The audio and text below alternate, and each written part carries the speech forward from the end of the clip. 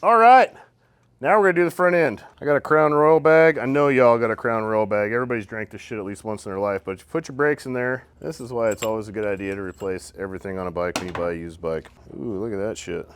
You definitely need changed. Oh man, that smells bad too. I'm gonna need a stronger tool. We're gonna remove all of this shit. So I'm gonna slide these dudes out. You're gonna need these. You're gonna need some clamps, or you're gonna need a buddy with strong hands, that's for sure. The shorter this is, the taller the bike sits. This shit just got a little more advanced than what I really wanted to do today.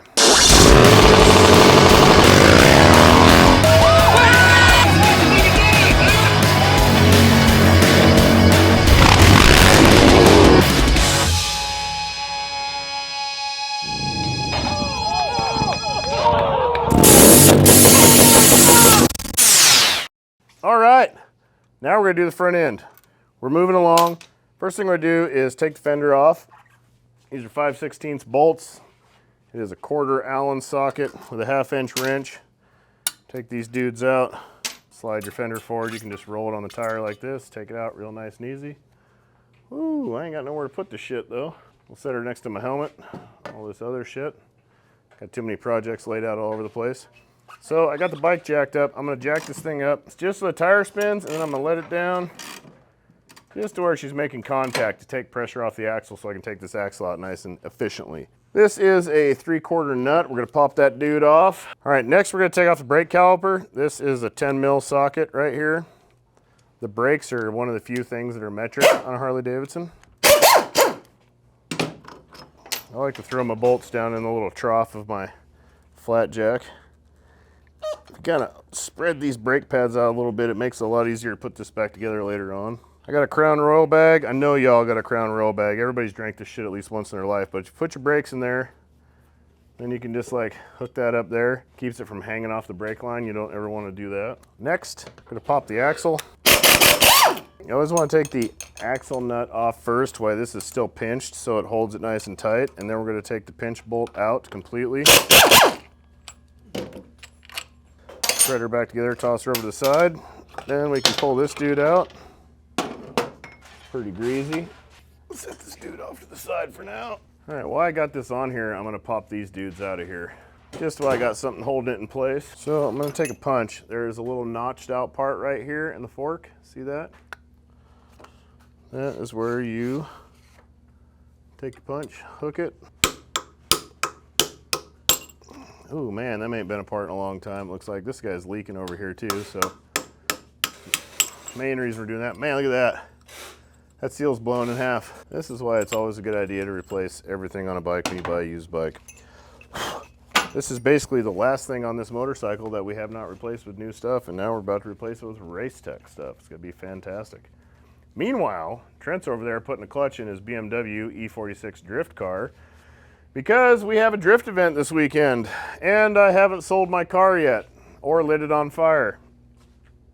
I did get my car fixed after much frustration and one wasted trip to the dyno, and a bunch of other shit. The intake manifold was leaking everywhere the intake manifold could leak. The injectors had air leaks all around them. And basically nothing was sealing up properly, so we had to pull it all apart and change a bunch of stuff and redo a bunch of stuff and change the PCV valve setup because that was working incorrectly and blowing a bunch of oil back through the motor. And now she's going back to dyno in 2 days, and then we're going to a drift event. This is going to be my first drift event with a proper working car, hopefully.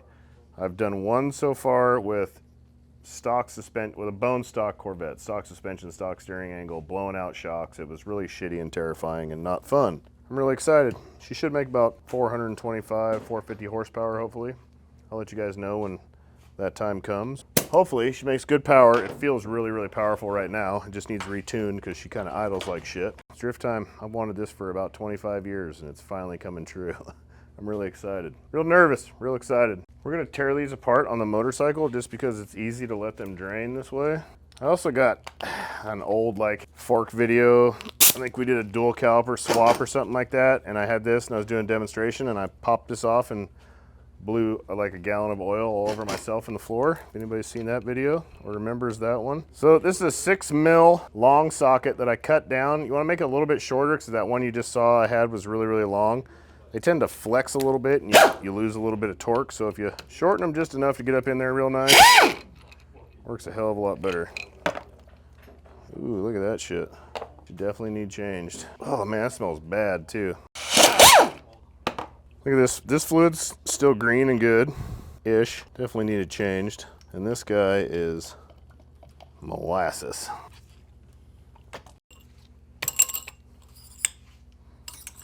Pop the old dust shields out. These are fucking smoked. Look at that dude. Man, this whole thing, we're gonna do some serious Scotch-Brite work on this. That is crazy. Now we got the dust covers off. There's a little retainer clip in here you gotta pop out. This one has become one with the fork, it looks like. Well, that's fucking wild. I'm gonna need a stronger tool. I'd say these forks probably haven't been rebuilt since 2005. All right, well, I need a better tool. The front end still felt good though. That's the crazy part. Yeah, it still had fluid in it. She's clearly a little rough. This is gonna be fun. Hopefully I don't dump this shit all over the place. Let's learn from my mistakes and move that shit out of the way. So now we're gonna give these a light banging just to beat the seal out of the way. There she is. Look at that. Oh man, drove the bushing down over the other bushing. That's always a bad thing. We're gonna remove all of this shit. This lower bushing's in still really good shape. The seal is fornicated. Look at that. Man, that thing was holding fluid still too. That is impressive. All right, now that these are off, I'm gonna let them drain for a little bit and drip dry while I thoroughly clean those fork legs out in the solvent tank. I'm gonna go scrub the shit out of those. If you don't have a solvent tank, simple green works really well. A toilet brush, nice long, small-headed toilet brush. Scrub them out, or even Dawn dish soap in the old kitchen sink. Dawn dish soap breaks down grease. You can scrub them out with Dawn dish soap. Just don't let the wife see you. You'll probably get yelled at. I know I would. Dawn dish soap works good. Simple green works the best. Simple green is very earth friendly. You can technically drink it, supposedly. I don't think I would, but it's supposed to be like, you know, not full of shit that's gonna give you cancer. Maybe Dawn won't either, but I know they clean seagulls with Dawn, so everything should be fine. Get it clean. Clean as a whistle. Cleaner the better. If there's still sludge, dirt, any kind of shit in there, it's gonna contaminate your seals when you put them in there and it's gonna cause you problems. So I'm gonna clean all that stuff, let this drip dry a boot. I am not gonna reuse these. I don't put these chrome things back on. I think they look lame. And I'll get back to you in a second when I get everything cleaned up. We'll start putting it back together. Clean, clean, clean, clean. Get a flashlight, make sure it's clean. Not like, I cleaned it. Really clean it. Sorry to interrupt this program, but we got a motorcycle sitting right here for one reason only. For every $5 you spend on KruesiReels.com, enters you in a chance to win this bad boy right here. Thank you. Okay, fork legs are super clean. Clean them out. Also spent a good amount of time underneath Trent's car trying to shove a tranny back up in there. Got that dialed. Now we're gonna use a T45. That's what these come with stock. Sometimes people put Allens in them, stuff like that. We usually put Allen hardware in there when we're building a bike, but today, this guy's factory. So I'm gonna slide these dudes out. Then, not everybody's gonna have this, but I have an old busted tree right here that I bolted to the table, so I have a nice place to work on my stuff. Holds her in place. I need to tighten her down a little bit, it looks like. And there's one fork leg. So if you don't have the fork leg or the fork tube holder over here, they make ones that you can put in a vise that clamp them. I have that as well. I'll show you that actually.